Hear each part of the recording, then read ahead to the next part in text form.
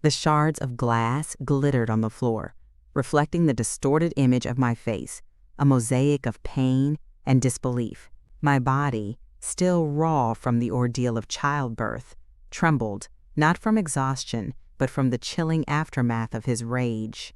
8 tiny cries echoed from the next room, a fragile symphony of new life that was brutally silenced by the deafening crash of the mirror. He had just smashed it, not with his fist, but with my face, a final, devastating act of violence that shattered not just the glass, but my very reflection, my sense of self, forever. My miracle, the birth of our 8 children, was being baptized in his fury, a bitter truth that settled in my heart like a stone. My tears, hot and silent, mingled with the cold sweat of fear, a bitter stream against the stark reality of our abandonment. Each tiny cry from my newborns was a dagger to my heart, a constant reminder of the love he had denied, the comfort he had stolen. The world outside was a blur of indifferent faces, and inside, a deeper, more profound cold had settled, a cold that promised a long, arduous journey ahead, a journey I would embark on alone, with 8 innocent lives depending solely on my shattered strength. Subscribe to our channel for more heart-wrenching stories that will make you believe in the power of justice. And don't forget to hit the notification bell so you never miss a new video. Our love story was a carefully constructed illusion, a masterpiece of manipulation painted with broad strokes of charm and subtle hints of control. He was a celebrated artist, his canvases vibrant with passion and raw emotion, his reputation as a tortured genius preceding him. I was a young, aspiring model, drawn to his intensity, his vision, his promise of a life steeped in beauty and artistic expression. He spoke of capturing my essence, of immortalizing my beauty on canvas, and I, naive and smitten, believed every word. We married in a private ceremony, a union that felt more like a performance than a partnership, but I dismissed the thought, blinded by the dazzling allure of his world. I was happy, or so I thought. I was living the artistic dream I had always secretly craved, but beneath the glittering surface, a darkness lurked, a chilling undercurrent of possessiveness that I chose to ignore. He had a temper, a quick, explosive rage that would erupt over the smallest of things, a misplaced brush, a spilled drink, a pose that was not to his liking. But he would always apologize, his remorse as extravagant as his anger, his gifts a balm to my bruised spirit. I told myself it was passion, a sign of his intense love for me, a flaw that I could overlook in the grand tapestry of our life together. I was wrong. It was not passion. It was a prelude, a foreshadowing of the true depths of his control, a darkness that would eventually consume us both. As the years passed, the shadows deepened, his control becoming more pronounced, more calculated. He would belittle me in front of his art critics, his words, a constant barrage of insults and humiliations, his laughter, a cruel counterpoint to my shame. He would dictate every aspect of my life, from the clothes I wore to the people I saw, his jealousy, a suffocating blanket that smothered my spirit. I became a prisoner in my own home, a gilded cage where I was his possession, his muse, his to torment as he pleased. When we discovered I was pregnant, not with 1, but with 8, his reaction was not joy, but a strange, almost manic excitement. He spoke of the gate Benagenoder, inspiration of the gate of Forserial, material it would provide for his art of the gate drama it would create for his audience. I dismissed it as his artistic temperament, his unique way of processing overwhelming news. I thought his love for me would extend to the lives we were creating. I was wrong. It was a new canvas for his cruelty, and I was merely the subject in his macabre masterpiece. An NTHE pregnancy was a nightmare, a 9-month prelude to the horror that awaited me. He took a perverse pleasure in my discomfort, his jokes about my expanding waistline and my morning sickness, a constant source of amusement for him. He would invite his artist friends over to witness my condition, his laughter echoing in the vast, empty rooms of his studio as I struggled to maintain my composure. He would mock my cravings, my exhaustion, my fears, his words a constant barrage of insults and humiliations. I tried to reason with him, to plead with him to stop, but my tears only seemed to fuel his cruelty, his laughter growing louder with each sob. I became a recluse, hiding in my room, trying to escape his torment, but there was no escape. He was everywhere, his presence a constant, suffocating weight on my soul. The nursery, once a symbol of hope, became a monument to my despair. The 8 empty cribs, a stark reminder of the lives I was bringing into a world of his making, a world where their mother's pain was a source of endless amusement. The whispers of doubt, once easily dismissed, grew louder, a discordant note in the symphony of my burgeoning motherhood. I told myself it was stress, the immense pressure of providing for such a large family. I clung to the image of the man who had held me, tears in his eyes, promising our football team. But the man who stood before me now was a stranger, his heart a fortress I could no longer penetrate. The grand design was fracturing, and I, alone, was left to pick up the pieces, carrying not just 8 lives, but the crushing weight of a love that was slowly, irrevocably dying. Then came the night of the delivery. The contraction started, sharp and intense, a wave of pain that took my breath away. I called for him, my voice trembling with fear and anticipation. He came to my room, not with a comforting hand or a soothing word, but with a camera, his eyes gleaming with a terrifying, unholy joy. "This is going to be great," he had said, his voice a low, excited whisper. A real-life horror movie. The truth, a bitter, icy wave, washed over me. He wasn't just cruel. He was a tyrant, a man who derived pleasure from the suffering of others, a man who saw my pain as a form of entertainment. The man I had married, the man who had promised forever, was a monster, his true self unveiled in the cruel light of his twisted desires. The grand design of our love story had not just fractured, it had imploded, leaving behind a wasteland of broken promises and shattered dreams. And in that moment, as the contractions grew stronger, I knew that the man I had married was gone, replaced by a stranger, a man capable of a cruelty that would forever haunt my soul. The crushing blow was not just the infidelity, but the cold, calculated indifference with which he delivered it, a final, devastating act of emotional violence that left me utterly, irrevocably alone. End section 3. The symphony of screams in the shattered reflection NTHE delivery room became a theater of cruelty, a stage for his sadistic performance. He stood by, filming my every scream, my every contortion of pain, his laughter a cruel, mocking counterpoint to my agony. The nurses, their faces a mixture of shock and disgust, tried to intervene, to shield me from his torment, but he was relentless, his camera a weapon, his laughter a constant barrage of emotional violence. He would zoom in on my face, on my clenched fists, on the sweat beading on my forehead, his voice a low, excited whisper as he narrated my suffering. "Look at her," he would say to the nurses, his voice filled with a twisted pride. "Isn't she beautiful when she's in pain?" My agony, it seemed, was his masterpiece, my suffering his greatest work of art. The birth of our 8 children, a miracle of life, was reduced to a grotesque spectacle, a private horror movie for his own sick amusement. With each new life that entered the world, his laughter grew louder, a macabre celebration of my torment. My miracle, the birth of our 8 children, was being born into a world of his making, a world where my pain was his pleasure, my agony his joy. And in that profound, agonizing moment, I knew that my journey had just begun, a journey I would embark on alone, with 8 innocent lives depending solely on my shattered strength, their cries a silent accusation against the man who had found joy in their mother's screams. NHE didn't stop there. After the babies were born, after the nurses had cleaned them and placed them in their bassinets, he turned his attention back to me. He held up the camera, his eyes gleaming with a terrifying, unholy joy. "Now for the grand finale," he had said, his voice a low, excited whisper. He proceeded to film my postpartum examination, his laughter echoing in the sterile delivery room as the doctor tended to my torn and bleeding body.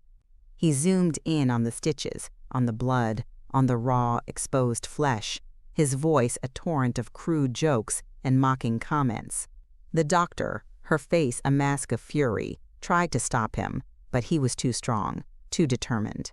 He was a man possessed, a man consumed by his own sadism, a man who found joy in the ultimate violation of my body and my spirit.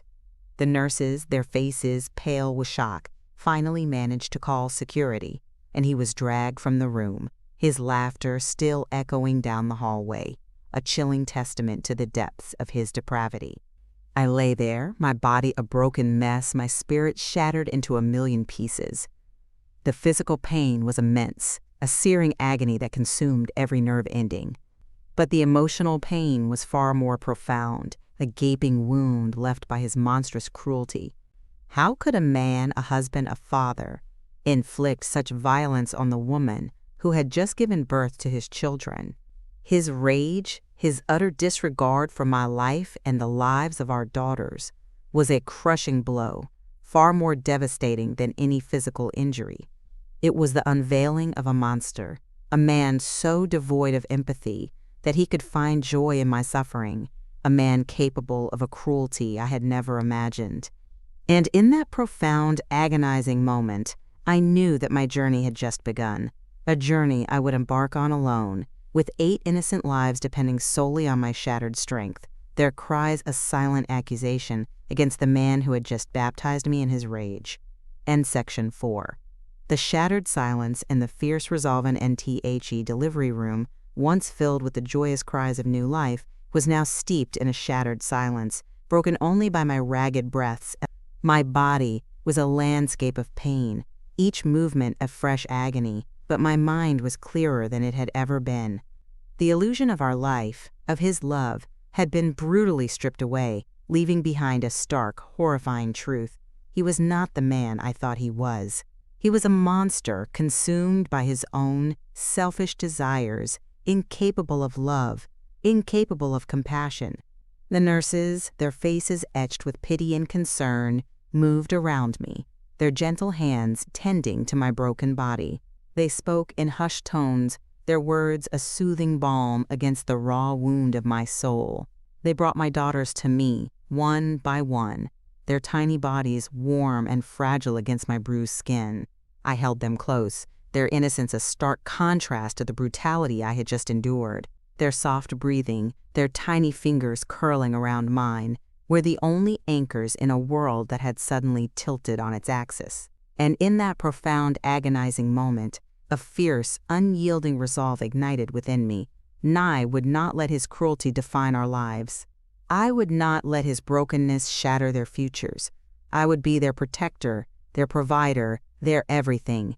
I would raise them to be strong, independent women, women who would never be defined by a man's expectations, women who would never suffer the same fate as their mother. I would build a life for them, a life filled with love, warmth, and the unwavering knowledge that they were cherished and wanted. The decision was made, not with anger, but with a quiet, steely determination. I would leave him. I would take my daughters and disappear, severing all ties with the gilded cage that had become my prison. It would be a long and arduous journey, I knew, filled with challenges and hardships. But the thought of my 8 precious girls, their innocent faces trusting and vulnerable, gave me the courage I needed. I would fight for them. I would fight for our future. I would fight for a life free from the shadow of his rage. The shattered silence of the delivery room became the fertile ground for a new beginning, a beginning forged in pain, but fueled by an unbreakable maternal love. My cries, once silenced by his brutality, would now become the silent strength that would carry us forward, a testament to the resilience of a mother's heart. I would not just survive, I would thrive, and I would ensure that my daughters would too.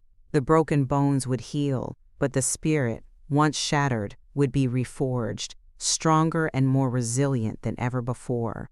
And in that profound, agonizing moment, I knew that my journey had just begun, a journey I would embark on alone, with 8 innocent lives, depending solely on my shattered strength. their cries a silent accusation against the man who had just baptized me in his rage. Section 5. The escape and the unseen scars. Leaving him was not easy.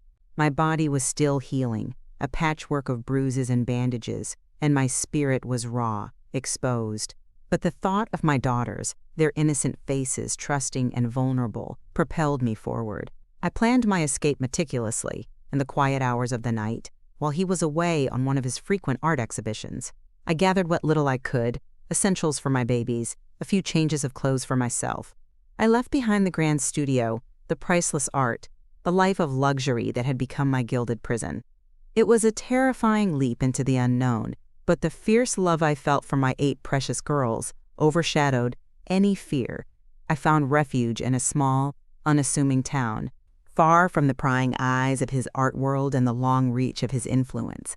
I changed my name, my appearance, anything to erase the past and build a new future. I took on odd jobs, cleaning houses, waiting tables, anything to put food on the table and keep a roof over our heads. It was a constant struggle, a relentless battle against poverty and prejudice. But with each small victory, I felt a renewed sense of purpose.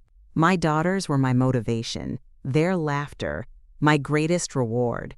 NNBUT, the scars remained, unseen but deeply etched into my soul. The memory of his rage, the sound of the mirror shattering, the chilling echo of his laughter. These were wounds that time could not fully heal. I would often wake in the dead of night, bathed in a cold sweat, the phantom pain of his blows a vivid reality. I saw the fear in my daughters' eyes sometimes, a fleeting shadow that reminded me of the trauma they had witnessed, even as newborns. I sought therapy, a safe space to process the trauma, to heal the unseen wounds. It was a long and painful process, but with each session, I felt a little lighter, a little more whole. I learned to live with the scars, to see them not as symbols of my pain, but as testaments to my survival, to my strength. My daughters, too, carried their own unseen scars, the memory of their traumatic entry into the world. I encouraged them to speak about their feelings, to express their fears, to never let their voices be silenced. We healed together, a family bound not by blood alone, but by shared trauma and an unwavering commitment to love and support. The escape was not just physical, it was an escape from the psychological prison he had built, a journey towards emotional freedom and a life defined by our own terms, not his. And in that profound, agonizing moment, I knew that my journey had just begun, a journey I would embark on alone, with 8 innocent lives depending solely on my shattered strength, their cries a silent accusation against the man who had just baptized me in his rage. Knuckle, Section 6. The blossoming of resilience and the symphony of voice in years turned into decades, and my 8 daughters blossomed into remarkable young women, each a testament to their resilience and the unwavering love that had nurtured. They were bright, compassionate, and fiercely independent, their spirits unyielding. They pursued diverse paths, some becoming doctors, others artists, teachers, or advocates for social justice, each making their own unique mark on the world. Their laughter filled our home, now a vibrant hub of activity, with grandchildren running through the halls, a testament to the enduring power of family. They knew their story, of a father who had inflicted such cruelty, of a mother who had fought tirelessly to give them a life with love and opportunity. But instead of bitterness, it instilled in them a deep empathy, a profound understanding of the human condition, and an unwavering commitment to justice and kindness. They learned to find joy in the simple things, to cherish genuine connections, and to value the strength of family above all else. They were a symphony of voices, each one strong and clear, a stark contrast to the silenced cries of their infancy. They spoke out against injustice, advocated for the vulnerable, and used their experiences to inspire others. They became a beacon of hope, a testament to the power of the human spirit to overcome even the most profound trauma. My daughters, once silenced by my pain, now used their voices to create a better world, a world where no child would be born into such cruelty, where no mother would suffer in silence. Their resilience was a constant source of pride for me, a living testament to the strength that had blossomed from the ashes of my shattered dreams. The scars remained, but they were now badges of honor, symbols of survival, reminders of the battles we had fought and won. And in their vibrant lives, I found my own healing, my own redemption. The symphony of their voices, once silenced by my cries, now filled my world with a melody of hope and triumph. I watched them, my heart overflowing with pride, knowing that I had given them more than just life. I had given them a foundation of unwavering love and an unbreakable spirit. They were my legacy, not in the way he had envisioned, but in a far more profound and meaningful sense. They were a living testament to the power of a mother's love, a love that had triumphed over brutality, over neglect, over the very real threat of being silenced forever. They built their own legacies, not of corporate empires, but of compassion, connection, and the enduring strength of the human spirit. The grand design he had abandoned had been rebuilt, brick by brick, with love as its foundation and resilience as its mortar. And in that rebuilding, a profound justice was found, not in retribution, but in the quiet triumph of a life well lived, a family deeply loved. This Section 7, the echoes of the past and the unseen justice. Occasionally, whispers of his life would reach me, carried on the wind like forgotten echoes. His once celebrated art had begun to lose its luster, his work now seen as derivative, his once loyal patrons seeking new inspiration.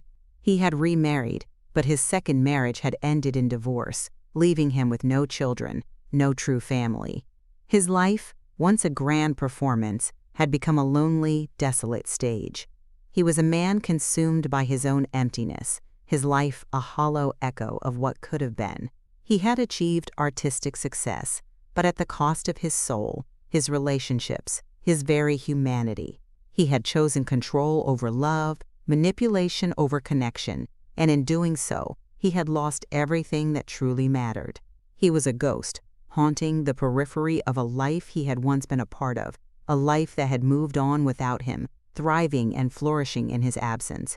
The echoes of the past, once painful reminders of his betrayal, now served as a stark contrast to the vibrant, joyful reality of our present. My children, once rejected, were now surrounded by love, their lives a testament to the power of a mother's unwavering devotion. They had built their own legacies, not of fleeting fame, but of compassion, connection, and the enduring strength of the human spirit. The grand design he had abandoned had been rebuilt, brick by brick, with love as its foundation and resilience as its mortar. And in that rebuilding, a profound justice was found, not in retribution, but in the quiet triumph of a life well lived, a family deeply loved. And I never sought revenge. I never wished him ill. My focus was always on my daughters, on building a life for them that was filled with love and joy, a life free from the shadow of his cruelty.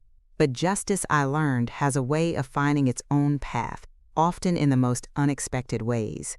His life, devoid of genuine connection, became a living testament to the emptiness of a soul consumed by anger and selfishness. His art, once celebrated, eventually became a forgotten relic, leaving him with nothing but the bitter taste of his own failures. He had wanted a legacy, an heir to carry on his name, but his name would now be synonymous with cruelty, with a profound lack of humanity. My daughters, on the other hand, carried a different legacy, a legacy of strength, of compassion, of unwavering love. They were the living embodiment of justice, their vibrant lives, a stark contrast to his desolate existence. Their success, their happiness, their ability to love and connect deeply were the ultimate retribution, a silent, powerful testament to the triumph of good over evil. The unseen justice was not in his downfall, but in our rise, in the beautiful, thriving lives we had built from the ashes of his destruction. And in that profound realization, I found a peace that transcended all pain, a peace that affirmed the enduring power of love and the unwavering truth that justice, in its purest form, always finds its way. And I saw him again, many years later, at an art gallery where one of my daughters, now a renowned sculptor, was exhibiting her work. He was a shadow of the man he once was, his once sharp features softened by age and etched with lines of profound regret. He sat alone in the back, a solitary figure in a crowd of admiring art enthusiasts. He looked at my daughter's sculpture, a powerful piece depicting resilience and healing, and then his gaze drifted to me, sitting in the front row, surrounded by my other children and grandchildren, a vibrant tapestry of love and connection. In his eyes, I saw a flicker of recognition, a pang of regret so deep it almost brought me to tears. He saw the family he had so carelessly discarded, the legacy he had so foolishly rejected. He saw the love, the joy, the connection he had so foolishly traded for a life of solitary ambition. He saw the vibrant lives he had chosen to abandon, and in their success, he saw his own profound failure. He tried to speak, his lips moving silently, but no words came out, only a choked sob that was quickly stifled. He turned and walked away, his shoulders slumped, his steps heavy, disappearing into the anonymity of the crowd. He didn't need to say anything. The justice was evident in the vibrant lives of my children, in the strength of our family, in the unwavering love that had blossomed from the ashes of his abandonment. My miracle had not lost its father. It had simply found a better path, a path illuminated by the unwavering light of a mother's love. Justice, I realized then, was not always about retribution, about seeing him suffer. Sometimes it was about the quiet triumph of resilience, the enduring power of love, the profound joy of a life well lived, despite the pain inflicted by others. He had smashed the mirror with my face, but he had failed to shatter my spirit. My reflection, once shattered forever, had been reforged, stronger and more beautiful than ever before, a testament to the true legacy of a mother's unwavering love. And in that moment, as I looked at my beautiful, thriving family, I knew that the true legacy was not in the physical scars he had left, but in the unbroken spirit that had emerged from the crucible of pain. It was in the laughter of my grandchildren, the unwavering support of my children, the quiet strength that had carried me through the darkest of times. It was a legacy of love, resilience, and the profound truth that even in the face of the deepest betrayal, the human spirit can not only survive, but flourish, creating a tapestry of life more beautiful and meaningful than any grand design. My miracle, once met with rejection, had become my salvation and the enduring testament to the power of a mother's unwavering love. Beatty.